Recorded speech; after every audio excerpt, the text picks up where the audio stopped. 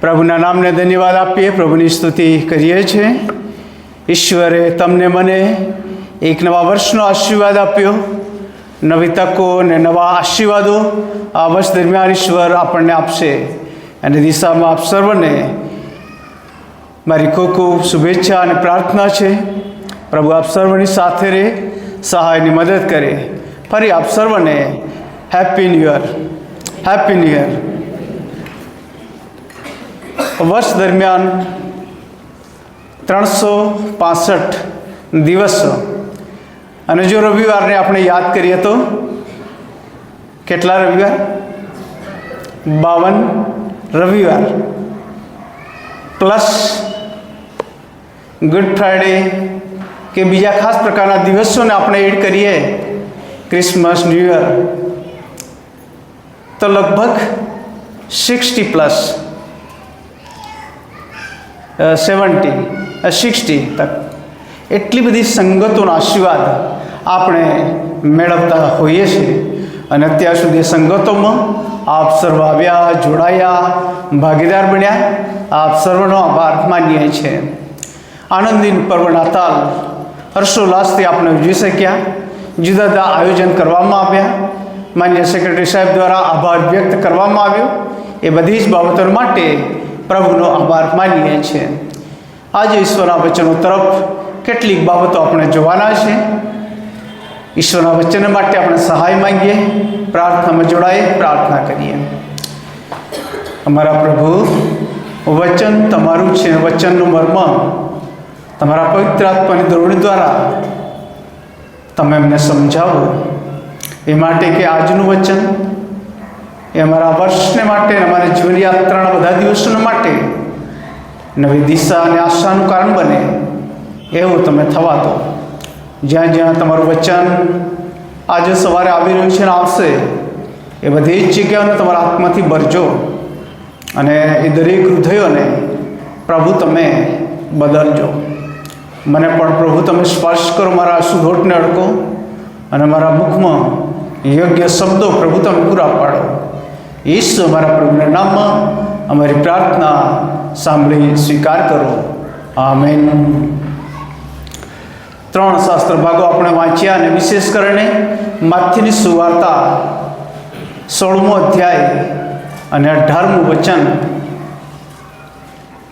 પિત્તરનો જે એકરાર છે, અને પિત્તરના એકરારના પ્રત્યુત્તરની અંદર પ્રભુ ઈસુ ખ્રિસ્ત પિત્તરને કહે છે, તારા પર હું મારી, તો પિત્તર એટલે કે પથ્થર છે, અને તારા પર હું મારી મંડળી બાંધીશ, જેની વિરુદ્ધ આડેશની સત્તાનું જોર નહીં ચાલે. એ સાથે યશાયા 51 પહેલી બીજી કલમના સંબંધમાં આપણે જોવાના છે. ત્યાં 2 ખાસ પ્રકારના શબ્દો મૂકવામાં આવ્યા છે. એ શબ્દો તરફ પણ આપણે દૃષ્ટિ કરવાના છે. અને માટે જ યશાયા 51 પહેલી કલમમાં એવું લખ્યું છે, હે ધાર્મિકપણાને અનુસરનારા, યહોવાને શોધનારા, તમે મારું સાંભળો. પ્રબોધક વચનની શરૂઆત કરતા કહે છે, હે ધાર્મિકપણાને અનુસરનારા, યહોવાને વચન સાંભળનારા.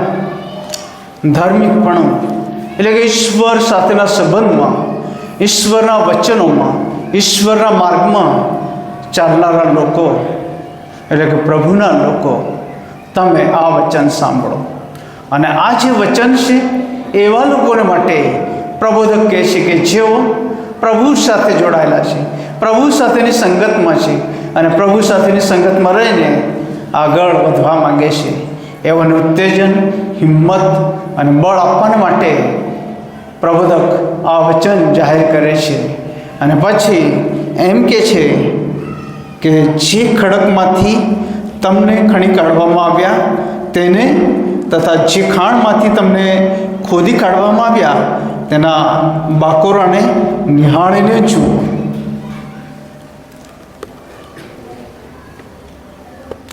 પુન્યાવાડ તરફ એક લગ્નમાં અમે જતા હતા, અને મને યાદ નથી, પણ એક ગામની અંદર બહુ સરસ એવો ખડક છે, પથ્થરવાળો. ઘણા બધા મિત્રો ગયા હશે, જોયો હશે. બહુ ઊંચો ખડક છે, પથ્થર. અને બહુ દૂરથી જોવાઈ જાય, બહુ રળિયામણો લાગે, સારો લાગે. અને આપણું મન તો એમ કે હું જઈને પથ્થરની ટોચ પર પહોંચું, ચડે જાઉં, બેસું અને ત્યાંથી હું ચારે બાજુ દ્રષ્ટિ કરું, જોઉં, મન થાય. અને ખરેખર આવા જ ખડક અને પથ્થરો આ પૃથ્વી પર એની શોભા, એની સીમા અને સૌહાર્દ વધારે છે અને ઘણા બધાને આકર્ષે છે, ઘણા બધાને એ પોતાની તરફ ખેંચે છે. ખડક એમ કહીએ છીએ ત્યારે એ ખડક અને ખડકની જે મજબૂતાઈ છે એ બહુ મોટી હોય છે.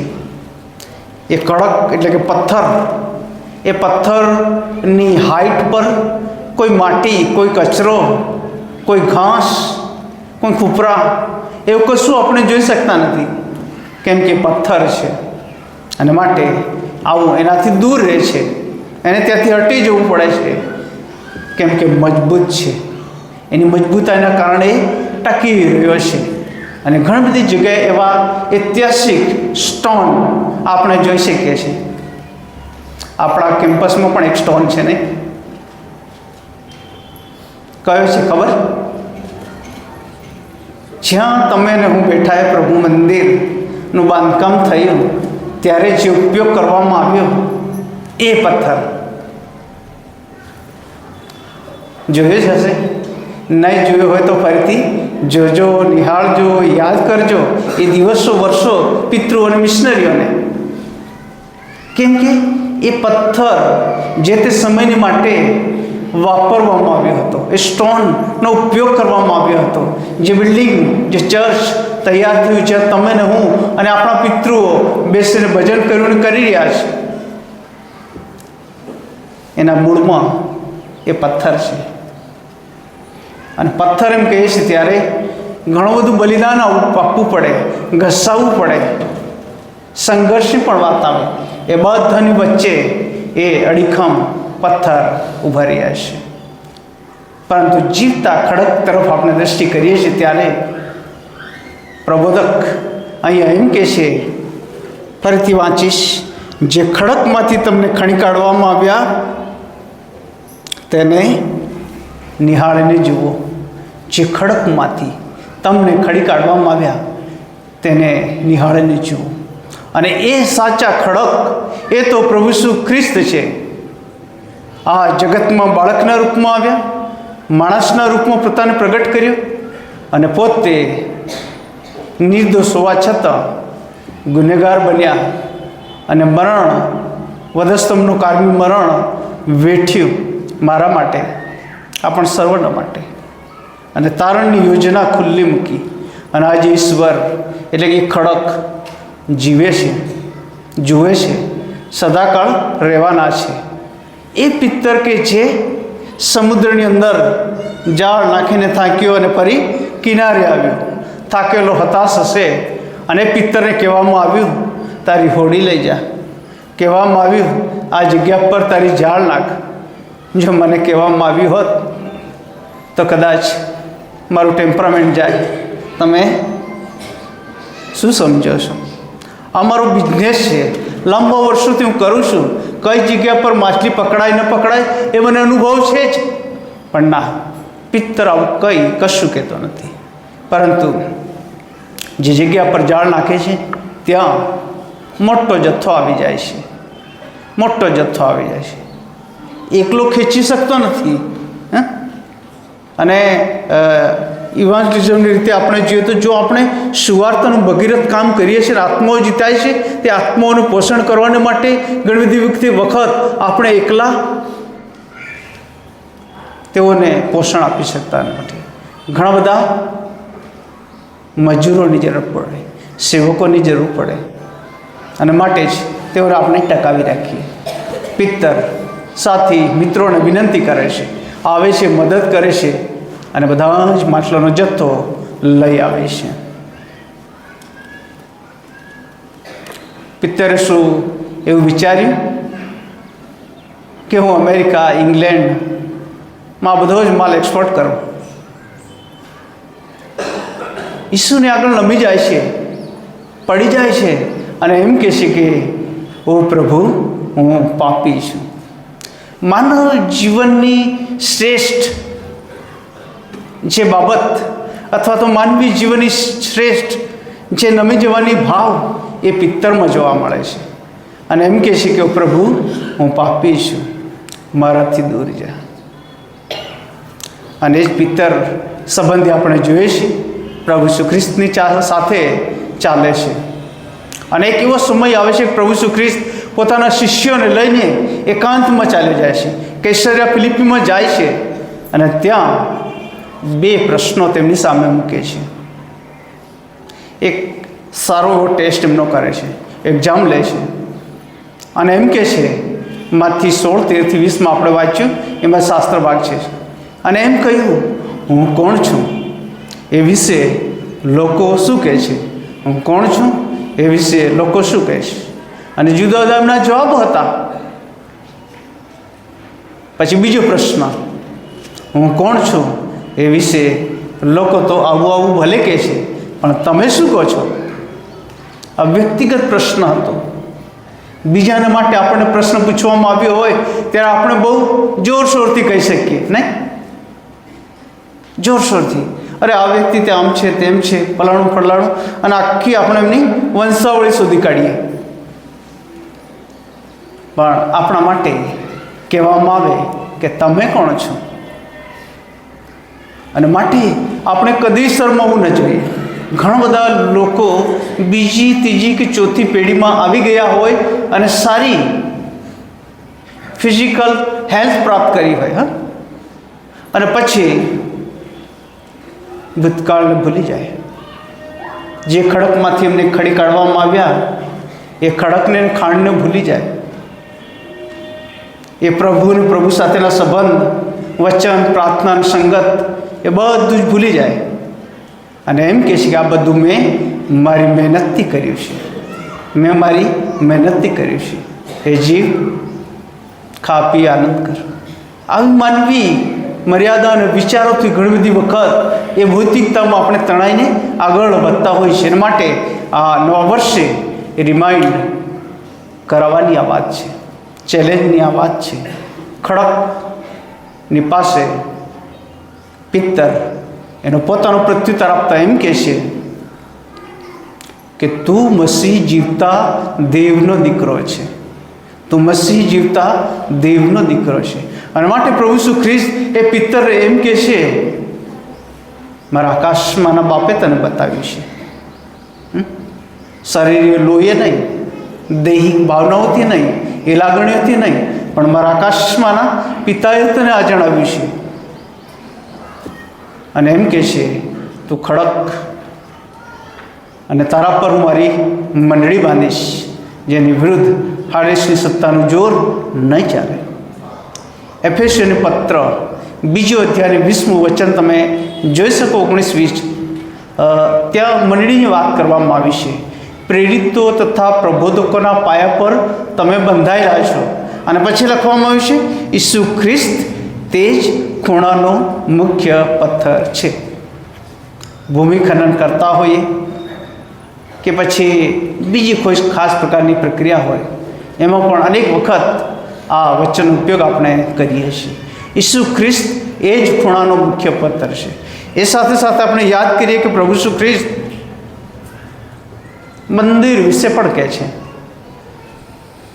મંદિર વિશે. અને એમ કે એવું સ્ટેટમેન્ટ કરે છે, જેના પર એક પથ્થર પર બીજો પથ્થર એવા દેવાશે નહીં, પણ જે પથ્થર એના પર પડશે તેનો ભાંગીને ભૂક્કો થઈ જશે. પ્રભુ એ સદા સર્વકાળ એવા રહેવા છે, સદાકાળ રહેવાના છે. અને માટે આડેસની સત્તાનું જોર કદી નહીં ચાલે. આજે કદાચ તમે ને હું સોસાયટીમાં કે મંડળી તરીકે સેફ રહીએ કે અનુભવીએ છીએ, પણ એવા પણ વિશ્વાસીને લોકો છે કે જેઓ એકલા અટુલા વિશ્વાસમાં રહે. એમને કોઈ પાણી નહીં આપે, એમને કોઈ દુકાને જાય તો ના પાડે, તમને ના મળે. ગામના એ રસ્તાથી જાહેર માર્ગમાં એમને ફરવાની છૂટ પણ ન હોય. ઘણી બધી મુશ્કેલભરી પરિસ્થિતિમાંથી વિશ્વાસની યાત્રામાં ચાલનારા એવા પણ લોકો હશે, અને એમને માટે પ્રભુ ઈસુ ખ્રિસ્ત એ ખૂણાનો મુખ્ય પથ્થર છે. એ પથ્થર પર વિશ્વાસ કરીને યાત્રામાં આગળ વધી રહ્યા છે. પ્રબોધક અહીં બીજો શબ્દ પણ મૂકે છે, જે પથ્થર અથવા જે ખડક છે તેને નિહાળો, પણ જે ખાણમાંથી તમને ખણી કાઢવામાં આવ્યા છે એના બાકોરાને નિહાળો. ખાસ પ્રકારના શબ્દો પ્રબોધક અહીંયા મૂકે છે. ખાણમાં શું શું હોય? બધું મિક્સ હોય ને, અને ત્યાર પછી રિફાઇનરીમાં જાય અને બધું અલગ કરવામાં આવે. ઘણું બધું હોય. કોલસાની ખાણ હોય, લિગ્નાઇટની હોય, પેટ્રોલ ડીઝલ બધું મળે છે. એ બધું જ હોય જેનો આપણે રોજિંદા દિવસમાં વપરાશ કરીએ છીએ, આનંદ માણીએ છીએ, સારું લાગે છે. પણ ખરેખર એ ખાણ તરફ આપણે દૃષ્ટિ કરીએ ત્યારે હજકેલ પ્રબોધકની વાત યાદ આવે ને, નર્દમે હાડકાની વાત આવે. પણ તમારા મારા ઈશ્વરને એ કંઈ પણ અશક્ય નથી. ગીત 40 અને પહેલી કલમમાં ગીત કરતા બહુ મહત્ત્વની વાત કહે છે. ચીકણા કાદવમાંથી મને ખેંચી કાઢવામાં આવ્યો છે અને મારા પગોને તારણના ખડક પર સ્થિર કરવામાં આવ્યા છે. જો ગીત 18 અને તેની બીજી કલમનો અભ્યાસ તમે કરો, 8 જેટલી વાતો, ત્યાં 8 જેટલા શબ્દો મૂકવામાં આવ્યા છે ઈશ્વરના માટે. અને ગીત કરતા એમ કહે છે, ઈશ્વર મારો ખડક છે, મારો કિલ્લો છે, મારો બચાવનાર છે, હું તેના પર ભરોસો રાખું છું. અને ત્યાર પછી જુદું જુદું લિસ્ટ મૂકે છે. ઈશ્વર આપણા ખડક છે, એને જ આપણને એ ખાણમાંથી ખોડી કાઢ્યા. એટલે કે આ જગતની હરેક પ્રકારની બુંડાઈઓમાં, પાપોમાં, બંધનોમાં જકડાયેલા હતા. આપણા એવી કોઈ લાયકાત કે આશા નહોતી કે આપણે એ ખડક પર ચડીએ અથવા બેસીએ. પાપો અને અપરાધો એમ કહીએ છીએ ત્યારે ઘણી બધી બાબતો યાદ આવે. આજે આપણે એક કુટુંબમાં, એક મંડળીમાં હોવા છતાં ઘણી બધી વખત જુદા જુદા પ્રશ્નો અને પરિસ્થિતિના લીધે આપણે જાણે કે ફરીથી ખાણમાં દબાઈ ગયા હો, એ કચરામાં દબાઈ ગયા હો, એવું પરિસ્થિતિ આવે છે. પણ 2025નું વર્ષ ઈશ્વર આપણને એટલા માટે આપ્યું છે કે આ વર્ષની અંદર ઈશ્વર આપણને ખાણમાંથી ખણી કાઢ્યા છે. એ બાકોરાને નિહાળવાનું. અને જે બાકોરાની વાત કરવામાં આવે ત્યારે આપણા પિતૃઓ અને આપણા મિશનરીઓ, મંડળીનો વારસો અને મંડળીનો ઇતિહાસ એ કદી આપણે ભૂલવો ન જોઈએ. ઘણા બધાને પૂછવામાં આવે સિંહનાનો જન્મ ક્યારે થયો, માથું ખજવાળે. ઘણા બધાને પૂછવામાં આવે તમારું પ્રભુ મંદિર ક્યારે બંધાયું, ખબર નહીં, તો પાદરી સાહેબને પૂછવું પડે. ઘણા બધાને પૂછવામાં આવે તમારું બાપ્તિસ્મા ક્યારે થયું, ખબર નહીં. તમારું લગ્ન ક્યારે થયું, ખબર નહીં. તમારો સંદેશો કોને આપ્યો લગ્ન, ખબર નહીં. હું ઘણી બધી વખત લગ્ન કરાવ્યા પછી મુલાકાત લઉં છું ત્યારે આ પ્રશ્ન પણ પૂછું છું, તમારો સંદેશો કોને આપ્યો, એ સંદેશો શું હતો? અને 2025નું વર્ષ ઈશ્વર આપણને આપ્યું છે. ઈશ્વર આપણી સામે એ પ્રશ્ન મૂકે છે ફરીને એકવાર. ઈસુ એ સાચો ખડક છે. એ સાચા ખડકને આપણે નિહાળીએ છીએ, સારું લાગે છે. એ ખડક પાસે આપણે જઈએ, એ ખડક આપણને ઘણું બધું આપશે અને એ ખડક તરફ આપણે દૃષ્ટિ કરીને આગળ વધીએ. પરંતુ એ સાથે સાથે એ ભૂતકાળની જે બાબતો છે, ભૂતકાળના આપણા પિતૃઓ, મંડળી, વિશ્વાસી છે, એમનો શ્રમ, પ્રાર્થના, એમને આપણે કદી ભૂલી શકતા નથી. કેમ કે એ જ ખાણમાંથી આપણને ખણી કાઢવામાં આવ્યા છે. ખ્રિસ્તી મંડળીના ઇતિહાસ અને ખ્રિસ્તી મંડળીના વિશ્વાસ સંબંધી જ્યારે આપણે વાત કરીએ છીએ ત્યારે ઘણી બધી બાબતો છે. ઘણા બધાએ પોતાના બલિદાનો આપ્યા છે અને જેના કારણે આજે મંડળી અસ્તિત્વમાં છે. કેમ કે મંડળીના પાયામાં પ્રભુ ઈસુ ખ્રિસ્ત પોતે છે. અને મંડળી એમ કહીએ છીએ ત્યારે ચર્ચ બિલ્ડિંગ નહીં, પણ તમે ને હું પ્રભુના લોકો તરીકે આ વર્ષ દરમિયાન આપણે ઈશ્વરને મહિમા આપતા આગળ વધીએ, ખડકને નિહાળીએ, ખડક તરફ દૃષ્ટિ રાખીને આગળ વધીએ. 3 શબ્દો મૂકીને પૂરું કરીશ. એ ખડક તરફ જો તમે નિહાળશો અને નિહાળીને તમે 2025ના વર્ષમાં ચાલવાના માટે જુદા જુદા આયોજનો કર્યા હશે, નિર્ણયો કરવાના હશો, તો ચોક્કસ ધ્યેય રાખજો. ચોક્કસ ધ્યેય રાખજો. એટલે કે આજે હું નવા વર્ષે આવ્યો છું, છેક ડિસેમ્બરના છેલ્લા દિવસ સુધી પ્રભુના ઘરમાં હું આવીશ. એ નિર્ણય કરજો. ચોક્કસ દિશા, ચોક્કસ ધ્યેય. અથવા તો પ્રભુનું વચન આપણે રોજે રોજ વાંચીએ છીએ. ઘણા બધા પાસે બાઇબલ વાંચન ચિઠ્ઠી બાઇબલ સોસાયટીની હોય, ઘણા પાસે ઉપલી મેળી અથવા દૈનિક માના કે બીજા મનનો હશે. રોજે રોજ વાંચજો પ્રાર્થના સાથે અને આગળ વધજો. ઈશ્વર ચોક્કસ ધ્યેય તરફ તમને તૈયાર કરે. અને જે પ્રાર્થના મિત્રો છે તેઓ પણ ચોક્કસ ધ્યેય સાથે પ્રાર્થના કરજો. મારા પડોશી તારણ પામવા જોઈએ, મારું શેર, મારા શેરના લોકો તારનારની પાસે આવવા જોઈએ ચોક્કસ ધ્યેય સાથે. અને ચોક્કસ પ્રભુ એ પ્રાર્થનાને સફળ કરશે, આશીર્વાદિત કરશે. એવા જે જુવાન દીકરા દીકરીઓ કે જેઓ અભ્યાસ કરે, નોકરી કરે કે ગમે તે ફિલ્ડમાં હોય, એમની પાસે ઘણા બધા ચેલેન્જીસ હોય છે, પરંતુ જે ધ્યેય સાથે તમે આગળ વધી રહ્યા છો એ ધ્યેયમાં તમે આગળ જ વધજો. અને જે ધ્યેય આપણે રાખીએ છીએ ઘણી બધી વખત એટલો એ સરળ હોતો નથી. એ ખડકની વાત કરીએ, ખડક પર આપણે ચડવું હોય 10 વાર લપસી પડાય ને, અને પછી આપણે ચડવાનું હોય છે. અને માટે એવા જે ધ્યેય હોય, જો તમે પાર કરવા માગો છો તો ધીરજ રાખજો. ધીરજ, અને ધીરજની સાથે ધગશ. ધ્યેય, ધીરજ અને ધગશ. પ્રભુ એમ કરવાને માટે આપણ સર્વને સહાય અને મદદ કરે. પ્રાર્થનામાં જોડાઈએ અને ત્યારબાદ ભજન સેવાના અંત ભાગમાં ગીત નંબર 428 નવીન વર્ષમાં નવીન સુધાનો હે પ્રભુ સૌને દેજે રે. પ્રાર્થના રૂપમાં આ ગીત છે. જીવનદાન પ્રભુની પાસે લાવીશું.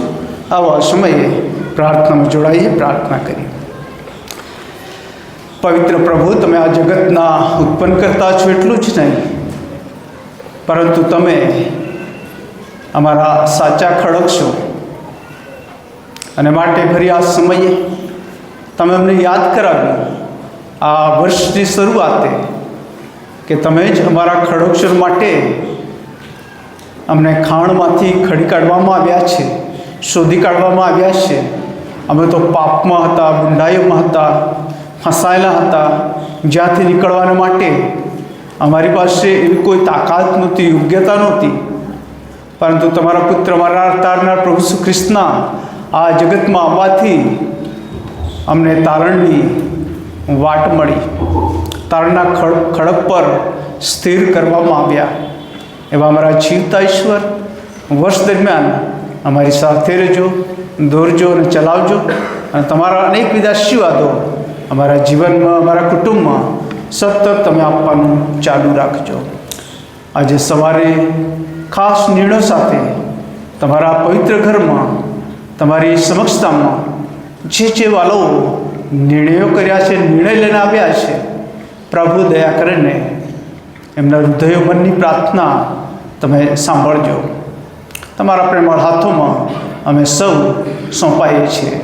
પ્રભુ ઈશ્વરના નામમાં અમારી પ્રાર્થના સાંભળી સ્વીકાર કરો. આમેન. નવીન વર્ષમાં નવીન સુધાનો હે પ્રભુ સૌને દેજે રે.